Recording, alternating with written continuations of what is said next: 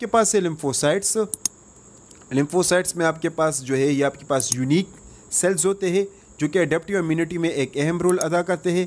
ये non phagocytic होते हैं, मतलब माइक्रोब्स को निगलते नहीं है, और इसमें एक ही न्यूक्लियस पाई जाती है जिसको हम इस वजह से इसको हम मोनोन्यूक्लियर ल्यूकोसाइट कहते हैं।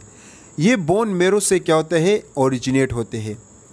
और प्लूरिपोटेंट स्टेम सेल, आपके पास प्लूरिपोटेंट स्टेम सेल्स होते हैं। ये प्लूरिपोटेंट स्टेम सेल्स क्या क्या करते हैं, लिम्फोसाइट्स को सिक्रीट करते हैं, और यही जो है फिर मेच्योर हो जाते हैं बोन मेरो में, और इसके अलावा थाइमस में। बोन मेरो थाइमस इन दोनों में ये लिम्फोसाइट की मेच्योरेशन होती है।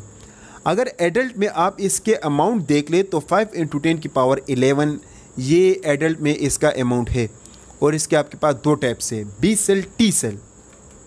अब बात करते हैं बी सेल्स, जिसको हम बी लिम्फोसाइट भी कहते हैं, जो कि आपके पास मतलब ये आपके पास इसको हम बी सेल्स भी कहते हो। ये क्या कहते हैं, सिंथेसिस ऑफ इम्यूनोग्लोबुलिन। ये सेल्स का डायग्राम थोड़ा गलत है, यहाँ पर मैंने लिखा CELL, ठीक है। अच्छा जी, सिंथेसिस ऑफ इम्यूनोग्लोबुलिन्स एंटीबॉडी के सिंथेसिस में एक अहम रोल अदा करता है, क्योंकि ये जो बी सेल्स होते हैं ये आपके पास प्लाज्मा सेल में कन्वर्ट होते हैं जो कि एंटीबॉडी सिक्रीट करते हैं। इसलिए हम ये कह सकते हैं इम्यूनोग्लोबुलिन या एंटीबॉडी सिक्रीट करते हैं।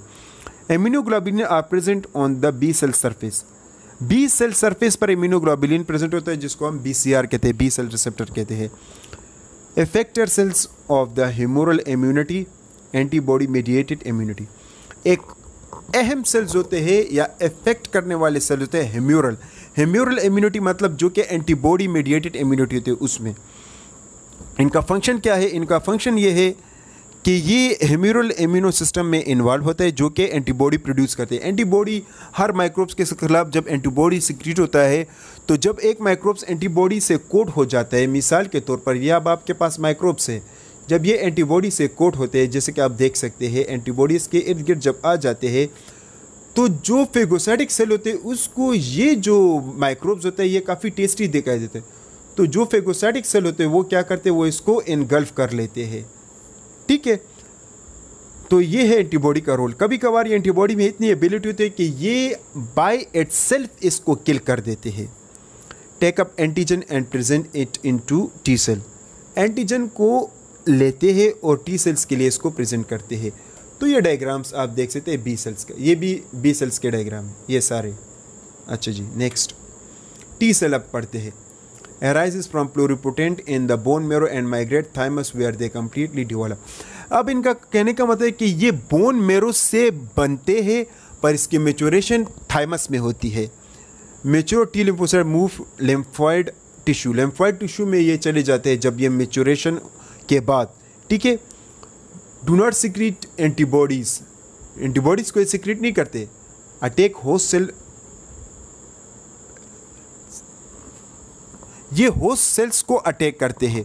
वो होस्ट सेल जो कि इन्फेक्टेड होता है पैरासाइट, वायरसेस या दूसरे माइक्रोब्स में। अब मिसाल के तौर पर ये आपके पास मैक्रोफेजिस है, इसने वायरस को इनगल्फ कर दिया, ये वायरस है, तो ये इसको पीसेस में कन्वर्ट कर लेते हैं।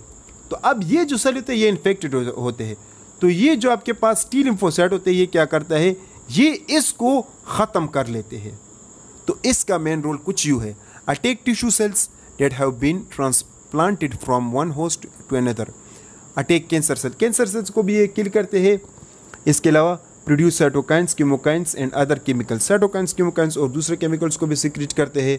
और उनका रोल क्या है, उनका रोल एगोमेंटिंग रोल है और रेगुलेटरी रोल है। Cell directly comes in contact with foreign cells mediated immunity. तो ये सेल मीडिएटेड इम्यूनिटी में भी एक अहम रोल अदा करता है।